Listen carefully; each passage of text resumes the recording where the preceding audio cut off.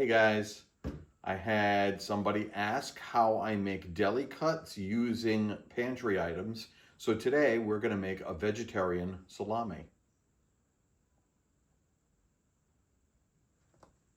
Whatever your reason for wanting to make an alternative meat substitute, whether it's because prices at the grocery store are sky high,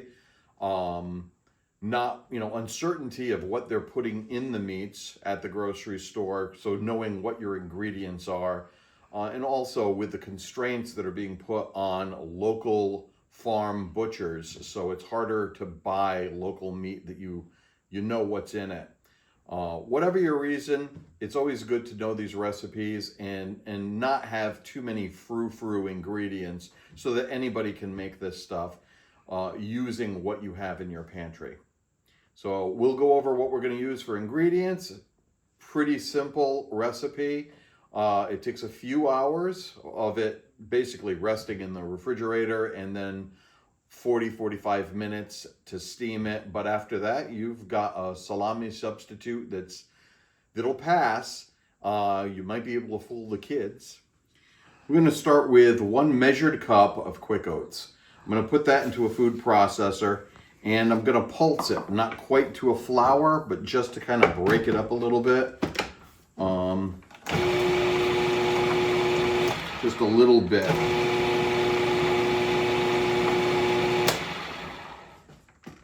And then what I'll do is I'll measure this. I'll show you what it looks like. Like I said, it's not quite a flour, but it's broken up quite a bit. As you can see, it's a little less than a cup. But it's more than 3/4 of a cup. So it does break down a little bit. And just to show you the texture, what it looks like I said, it's not a flour, but it's definitely broken up quite a bit.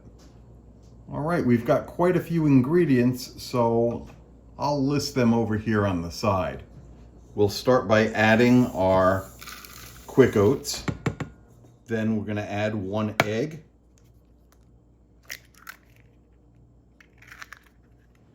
1/4 cup of water, 1 tablespoon of either a solid coconut oil, or if you don't have that, you can use shortening. 1 teaspoon of smoked paprika, 1/2 teaspoon of onion powder, 1 teaspoon of garlic powder,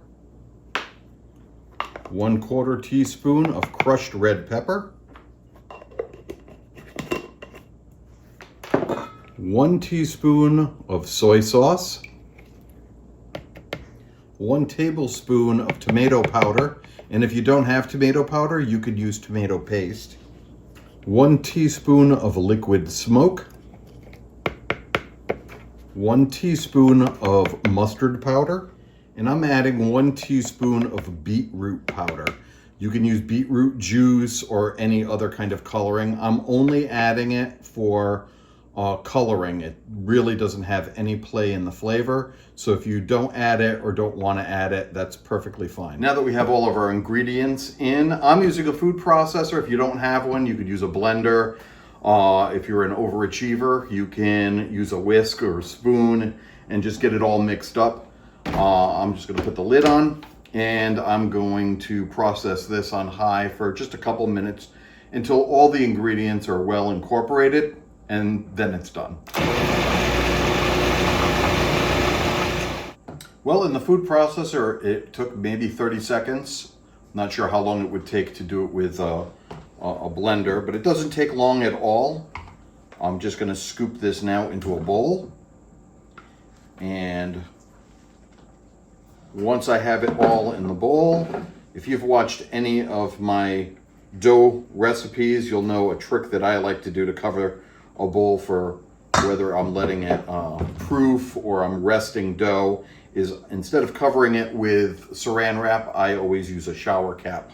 So we'll get a cap on this and get it in the refrigerator, and it's going to rest there for 2 hours minimum. If you don't have 2 hours, you could let it sit there even longer. You can let it sit overnight and get to it tomorrow. But at least 2 hours, and that's going to allow the oats to absorb all of the liquids that are in our mix, and for those different seasonings to really blend and flavor what we're making. Well, 2 hours are passed and our mix is ready to go. So the next step is going to be get a piece of aluminum foil. This one's ripped to, I don't know, maybe 10 inches of aluminum foil. Use your favorite nonstick spray and just give it a spray. If you don't have a spray, you can just grease your aluminum foil. Then we're going to take some black pepper, and I'm just going to dust my aluminum foil with black pepper. Okay, I'm going to try to make that even. And then we'll take our mix and basically make a sausage out of it and wrap it up in our aluminum foil. So I'm going to take the mix, kind of form it like you're playing with Play-Doh, lay that right onto the black pepper, shape it a little bit more.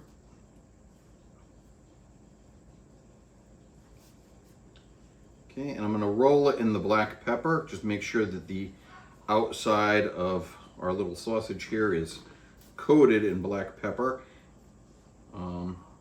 It's really not that much pepper. It looks like a lot, but when you slice the salami, we'll call it salami, it's just a dusting around the edge of each cut. So it's not really that much. Okay, once you have this shaped, we're just gonna take the aluminum foil and roll our little salami here up. And I'm gonna take the ends and give them a tight twist. And then the other end, give that a nice tight twist. And by twisting these, it squeezes all of this nice and tight in here. So that's kind of what we're looking for. We don't want this loose inside the wrapper. You want this to be a nice tight sausage. Since we're not using a sausage grinder and skins, this is our skin here. So now what we'll do is we'll move this over to our steamer and we'll get this steamed. All right, and what I'm using to steam with, I've just got a spaghetti pot on our wood stove here. And I have a steaming tray that I'm gonna just drop our sausage in, put the lid on, and set a timer for 45 minutes. 45 minutes, this will be all set, and we'll come back and take it out of the steamer. Well, it's been 45 minutes, and our sausage should be all set. Okay, I'm gonna put it on a cooling rack. And I'm going to put it in the fridge, and basically you just want to refrigerate this until it's cool. Right now it's scalding hot. Once it's cooled down, we'll be able to unwrap it and it'll be ready to use. It's getting late though, so I'm probably going to see you guys in the morning. Well, it's the next morning, so our sausage has had plenty of time to cool. Like I said, it only takes 2 hours really. Probably even a little bit less than that. But I usually say throw it in the fridge for a couple of hours or an hour so it can get nice and cold. Overnight, work just fine. So let's open this up and I'll show you what it looks like. And then we'll slice it open and I'll show you the inside. Okay. Your foil is going to be a little bit greasy because we sprayed it and because of the oils that we put in it, either coconut oil or shortening, those are going to come out. So this is what it looks like coming right out of the package. We'll cut this open and give you a closer look. Okay, I'll show you how this cuts. I'll just cut it right in the middle here. Okay, it has a nice texture to it. And you can see that's what the inside looks like. I'm going to cut a thin slice like I'd use on a sandwich or on a cracker. And that reminds me too, the reason I like to make our fake sausages or our sausages this size is because it not only works on a sandwich, but I can cube this up easily. It cooks faster being smaller around than if I had done like a big sausage. And I can cut slices that I can either use on sandwiches or that I can just put on a cracker with a piece of cheddar cheese. But here's a small slice. Like I said, I'm going to slice all of this up probably to this size. You can put it on pizza. You can put it on sandwiches, crackers, however you want to use it. But let's give this a taste.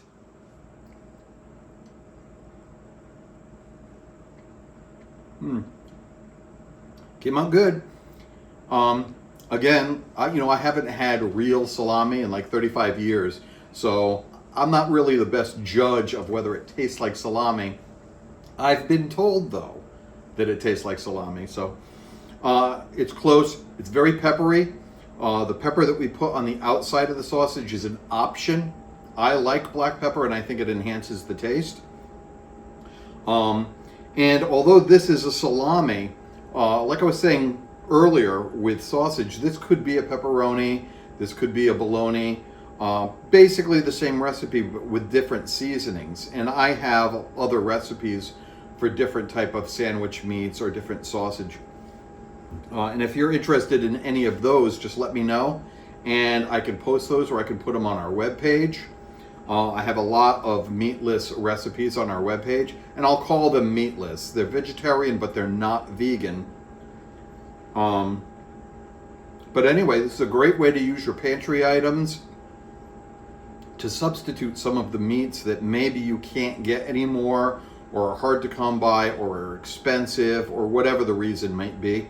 I know exactly what ingredients are in this, so I know how healthy or in some cases unhealthy what I'm making is, because I'm the one who's putting those ingredients in it. But anyway, if you like this recipe and you want to see more like this, give me a thumbs up, share it with your friends, subscribe, and make sure to comment below of what you think or maybe what you'd like to see in a different type of sausage or some other meat substitute recipe. Until the next video, I'll see you guys later. Bye.